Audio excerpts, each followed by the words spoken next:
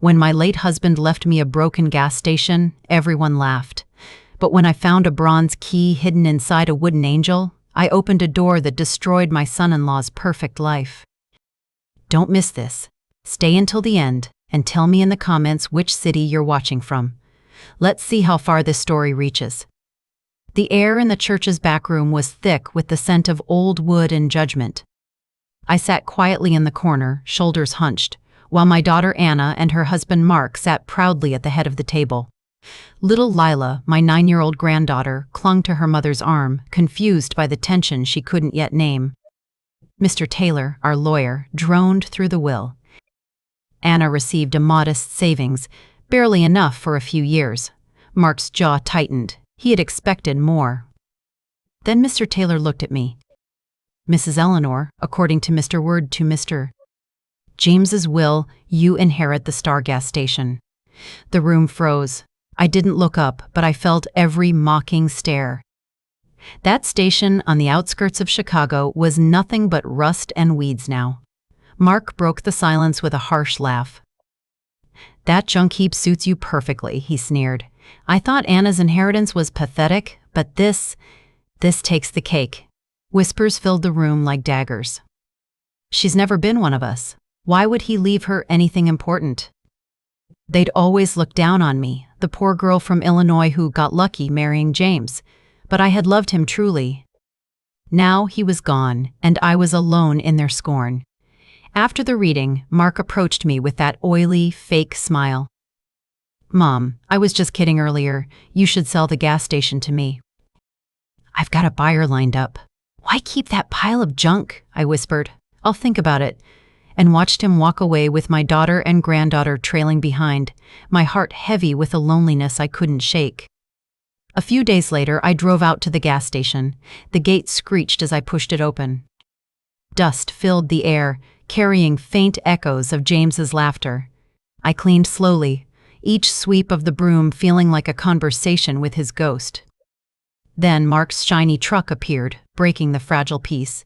Anna and Lila sat inside, silent.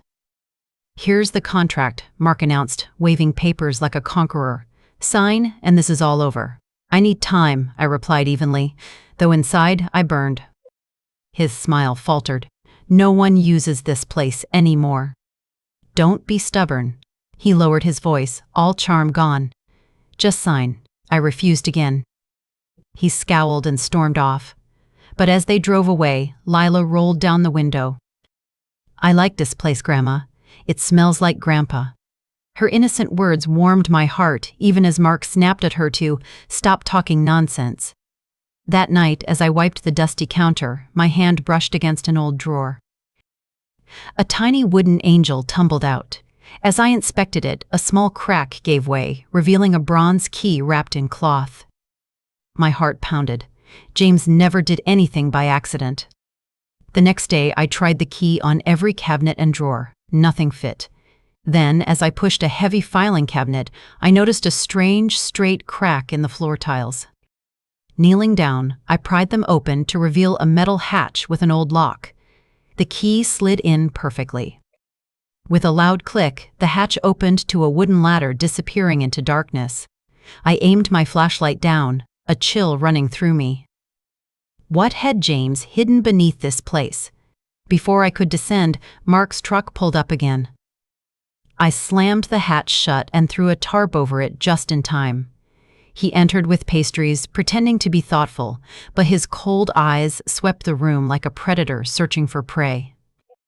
His gaze lingered on the tarp. My stomach tightened. How's Anna? And Lila? I asked quickly to distract him. He shrugged. Anna's the same.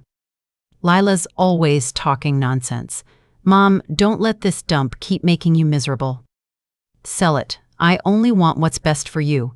He left, but I could tell he was suspicious. That night, after dinner, I returned alone. The key was icy in my hand as I reopened the hatch. Step by step, I descended. Dust-covered walls surrounded a small basement. An old desk, filing shelves, and a massive safe stood waiting. In the desk drawer, I found sealed envelopes with passports, James's face under different names. In the safe, stacks of cash, classified documents, and USB drives. My hands shook. Who had I been married to? Footsteps crunched outside. Through the cracked window, I saw two men in black jackets scanning the station with flashlights. She was here all day, one whispered. Then, whatever it is, it's here, the other replied coldly. I crouched in the dark, clutching the key. Their headlights swept across the room like knives. Eventually, they left, engines fading into the night. Only then did I exhale. The gas station wasn't just James's legacy. It was a ticking bomb. The next morning, I found an unmarked envelope under the door.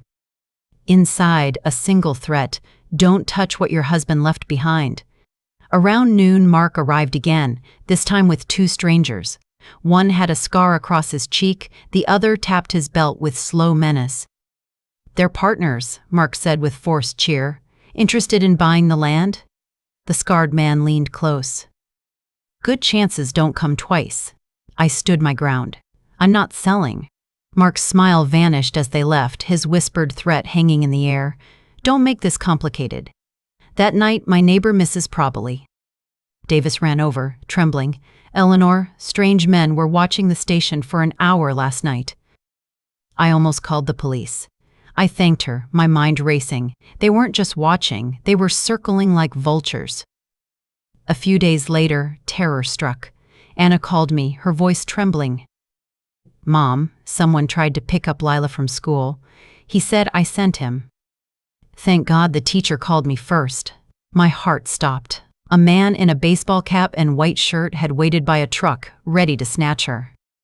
The description echoed Mark's threats from the night before. At school, I held Lila tight. She trembled against me, pale and confused. Grandma will protect you, I whispered, my voice shaking with rage. That evening, I returned to the gas station to find the back window forced open, drawers scattered. The cellar hatch scratched with a crowbar. They were searching for the secret. I called Mr. Taylor and told him everything. The kidnapping attempt, the warning, the break-in. He listened gravely. I'll come tomorrow, Mrs. Eleanor, he said, and I'll bring someone who knew James's past. That night, I sat in the dark station, clutching the bronze key. The silence around me felt alive. I wasn't just protecting an inheritance anymore. I was at war. The next afternoon, Mr. Afternoon, Mr. Bruss. Taylor's black sedan pulled up to the gas station. My stomach tightened when a tall woman in a dark coat stepped out with him. Her sharp eyes scanned the area like she'd been here 100 times before. Eleanor, Mr. Taylor said gravely, this is Helen Vance. She worked with James for many years. She can help. Worked with him? At the gas station? I asked, confused. Helen stepped closer, her voice firm. Your husband wasn't just running a gas station, he was a CIA collaborator. For over 2 decades, this station was a secret transit point for intelligence operations. I staggered back, gripping the counter to steady myself. No, James was a mechanic. A family man? He'd never? Helen pulled out an ID badge. My husband's face smiled back at me, but the name below was Carlos Mendoza, with encrypted codes I didn't understand. My hands trembled. This is real, Helen said. James gathered intelligence on criminal networks, money laundering, shell companies, corrupt politicians. This station was his cover. Everything I thought I knew about James shifted beneath me. All those quiet nights, the distant look in his eyes, the unexplained late returns, they weren't random. He'd been carrying a secret I was never meant to know. Helen followed me into the basement. She flipped through the leather notebook and files with ease, muttering, "Routes, transfers, code names, this is gold." Then she pointed to a page where Delgado Group Inc. was circled in red. My breath caught. That's Mark's company. Helen's eyes narrowed. I'm not surprised. James suspected him. We've had our eye on that group for a long time. She laid down a blurry surveillance photo. There was Mark, younger but unmistakable, standing beside men circled in red criminal targets. Mr. Taylor spoke quietly. Eleanor, there's no doubt. Mark is part of the network James was investigating. He wants this gas station because it holds evidence that can destroy him. The files felt heavy in my hands, as if they carried James's final message to me. He hadn't left me the gas station as a joke. He'd left me a mission. "What do?" I whispered. Helen's sharp gaze softened just slightly. "We use this place to bring Mark down. But you must be careful. He's dangerous, and he's not working alone." After they left, I sat in the basement alone, surrounded by James's secrets. Fear churned inside me, but beneath it, something else began to burn, resolve. For my husband. For Anna. For Lila. The next morning, I asked Anna to meet me at the gas station alone. She arrived with tired eyes, as if she hadn't slept in weeks. "Mom, what's going on?" she asked nervously. I sat her down. Helen joined me, setting the files and the photo of Mark on the table. I took my daughter's trembling hand. "Anna, Mark isn't who you think he is. Your father investigated him for years. He's part of a money laundering network." Anna's face crumpled. No, that's not true. Mark takes care of us. He works hard. Helen slid the surveillance photo toward her. This is him. With criminals the CIA has been tracking for years. Half of them are in prison. Anna's hand flew to her mouth. Tears filled her eyes. "Oh my God, all this time." I pulled her into my arms as she broke down sobbing. "I didn't want to hurt you, sweetheart," I whispered. "But I can't let him endanger you and Lila any longer." Before I could say more, little Lila ran inside, her ponytail bouncing. She froze when she saw her mother crying. "Grandma, what's wrong with Mommy?" she asked softly. Hearing Mark's name and Helen's explanation, her small voice trembled. "Grandma, is Daddy going to hurt us?" I hugged her tightly. "No, sweetheart, Grandma won't let anyone hurt you." Anna wiped her tears and looked up, her voice still shaking but resolute. "I'll help. We have to stop him." Helen nodded approvingly. "Good. We're going to use this gas station as bait. Mark wants it badly. We'll make him come to us." The plan was simple but dangerous. I would call Mark, pretending to finally agree to sell the station. He'd bring his partners, expecting to claim the evidence. Instead, Helen and a CIA team would be waiting. That night, as Helen and I hid cameras around the station inside a fire extinguisher under the counter in the basement ceiling, I felt a chill run down my spine. The station, once a symbol of James's quiet dreams, had become a battlefield. Anna took Lila to Mrs. Hart's Davis's house to keep her safe. Before leaving, Lila hugged me tightly. "Grandma, Daddy's bad, isn't he?" she whispered. Her words cut through me like glass. I knelt, stroking her hair. "I'll protect you." "I promise." When they drove away, the loneliness hit me like a wave. Around midnight, the rumble of an unfamiliar car echoed down the road. Helen and I turned off the lights and crouched behind the counter. Headlights swept the room. Two men got out, snapping photos, scanning the building. "It has to be here," one muttered. "That old woman couldn't have moved it," the other replied. I clenched my fists. Helen whispered into her radio, "Alpha Team, follow the two targets. Do not engage." They drove off, but the fear lingered. I sank to the floor, exhausted. "You're scared," Helen said softly. "I'm terrified," I admitted, "of failing. Of not protecting them. Of learning that the man I loved lived a life I never knew." She placed a hand on my shoulder. "James chose you because you're strong. You're already proving him right." Her words steadied me. The next day would decide everything. The following morning, I called Mark. My hand shook as I held the phone. "Mark," I said, forcing my voice to sound calm. "I've thought about it. There's no point holding on to the gas station. Bring your partners tomorrow at noon. I'll sign." On the other end, his slick laugh oozed through the receiver. "Finally. You won't regret this, Mom." When I hung up, I felt the weight of what I'd set in motion. There was no turning back. That night, Helen and I barely slept. The cameras were armed, the agents positioned nearby. I sat in James's old wooden chair, clutching the bronze key, whispering to the empty room, "James, if you're watching, give me strength." By morning, the air was still. Even the birds seemed to sense what was coming. I brewed coffee, but couldn't swallow a sip. My hands were cold, my chest tight. Then, the sound I dreaded filled the air. Mark's truck, followed by 2 black SUVs. He stepped out first, flanked by 4 men. I recognized 2, the scarred man and the one who had thrown the bottle at me. Their faces were hard, their eyes like blades. Mark entered with a different energy this time. No fake smiles, just cold authority. He slapped a stack of papers on the table. "Sign it," he ordered. "Now." One of his men drew a pistol and set it on the table as a silent warning. The metallic clink echoed like thunder in my chest. I feigned hesitation, slowly flipping through the papers, buying time. From the corner, behind the counter, I felt Helen's steady presence. Our eyes met briefly. She nodded. The trap was set. I picked up the pen, pretending to give in. But before it touched the page, the front door burst open. FBI. Hands where we can see them. Agents flooded the room, weapons drawn.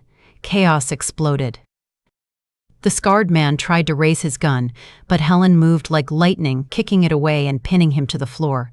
The agents swarmed the others. Mark's face drained of color as they twisted his arms behind his back. "You can't do this," he shouted. "This is a setup." But his voice cracked with panic. Outside, sirens wailed. The quiet gas station became a stage for justice. Anna appeared in the doorway, frozen in shock as she watched her husband dragged away in handcuffs. Tears streamed down her face. I rushed to her, wrapping her trembling body in my arms. "I can't believe it," she whispered. "All these years, I didn't see it." I held her close, both of us shaking, not just from fear, but from the weight of truth finally crashing down. The gas station buzzed with activity. FBI agents filled the place, moving like a well-rehearsed orchestra. They swarmed the basement, sealing evidence, stacks of cash, coded files, USB drives. Helen oversaw it all with sharp precision, her presence like steel in the chaos. I stood in a corner, watching silently. This station, once mocked as junk, was now the center of a massive criminal takedown. Mark's empire was unraveling, and with it, the illusion he had wrapped around my daughter's life. Outside, reporters gathered. Cameras flashed as Mark was shoved into a black SUV in handcuffs, shouting empty threats. His men were dragged out one by one, curses flying. The scarred man, now subdued, glared at me as if to etch my face into his memory. I met his gaze without flinching. For the first time in months, I wasn't the one trembling. Anna stood beside me, pale and silent, watching her husband's mask crumble in public. She clutched her coat tightly, her face streaked with tears, but her chin lifted. "He really was part of all this," she whispered, almost to herself. "I lived with him, loved him, and never saw it." I took her hand and squeezed it gently. None of us saw it. James did, and he trusted us to finish what he started. She looked at me, and for the first time since this nightmare began, there was no denial in her eyes. Just pain and strength. That night, the gas station remained lit like a beacon. Patrol cars lined the road, their red and blue lights reflecting on the rusted pumps. Journalists set up their cameras, eager for statements. Helen stood before them, cool and measured, giving the official version: arrests made, evidence recovered, investigation ongoing. She never mentioned James or his role. I sat on James's old wooden chair, staring at the empty counter where he used to rest his hands after a long day. So many secrets, buried under decades of quiet love. The bronze key sat in my palm. For months, it had been the weight of my fear. Now, it felt like a torch passed on.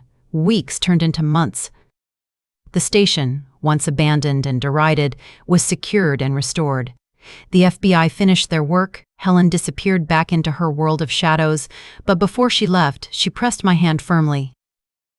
"You did what most wouldn't have the courage to do," she said. James was right about you. Those words stayed with me. Not as a compliment, but as a promise fulfilled.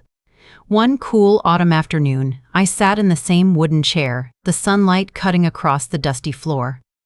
The Star gas station was quiet again. No agents. No criminals. Just me, the wind, and the soft creak of the old sign swaying above. Anna walked in carrying 2 coffees. Her eyes were clearer now. She had found her voice again. She handed me a cup and sat beside me. "Mom," she said softly, "you saved us. You saved Lily. You finished Dad's last mission. He'd be proud." I smiled faintly. "We did it together. All of us." Lila burst through the door a moment later, her laughter bouncing against the old walls. She ran to me, wrapping her tiny arms around my waist. "Grandma, I told my teacher you're a superhero," she announced proudly. I laughed for the first time in a long while. A real laugh. "Oh? And what did your teacher say?" "She said not all heroes wear capes," Lila replied, her face glowing. I lifted her into my arms, holding her close. For months, fear had gripped every corner of my heart. But now, in this quiet moment, I felt peace settle in its place. The Star gas station was no longer a battlefield. It was our sanctuary again. Later, I stepped outside and watched the sunset paint the fields gold. I pressed the bronze key to my chest and whispered to the wind, "James, it's done. You can rest now." I swear I could almost hear his warm chuckle in the breeze, the one that used to calm me on long nights. Life didn't return to what it was before. It became something new. Anna filed for divorce and focused on rebuilding her life with Lila. She became stronger than I ever imagined. The FBI case against Mark and his network spread across headlines for weeks. The Delgado Group collapsed under the weight of their crimes. People in town started to look at me differently, not as the old widow who got left with junk, but as the woman who uncovered a criminal empire, Mrs. Thefesson. Davis even brought me homemade pie and whispered, "You're famous, you know." I wasn't, but for once, I didn't feel small. One evening, Anna and I decided to keep the station open, not as a business, but as a tribute. We cleaned the pumps, repainted the sign, and left James's wooden chair right where it always had been. Travelers occasionally stopped by, filling their tanks, never knowing that beneath their feet, history had played out. Sometimes, late at night, I sit in that chair and I feel his presence beside me, steady, reassuring. The same way he held my hand the day we bought this place, decades ago. What began as mockery turned into vindication. What began as grief turned into courage. And what began with a key hidden in a wooden angel ended with a family saved and a criminal empire dismantled. I'm not the same woman who sat quietly in that church room months ago, humiliated by Mark's laugh. That woman didn't know what she was capable of. But now I do. And I carry James's legacy not as a burden, but as proof that even the quietest hearts can fight the loudest battles. So, if you've made it this far, I want to hear from you. Number 1. What would you do if you uncovered a secret like this after decades of marriage? Would you stay silent to keep the peace, or stand up to reclaim your voice and protect the ones you love? Tell me your answer in the comments below. And before you go, I've left 2 of the channel's most powerful revenge stories on your screen. I promise, they'll give you chills.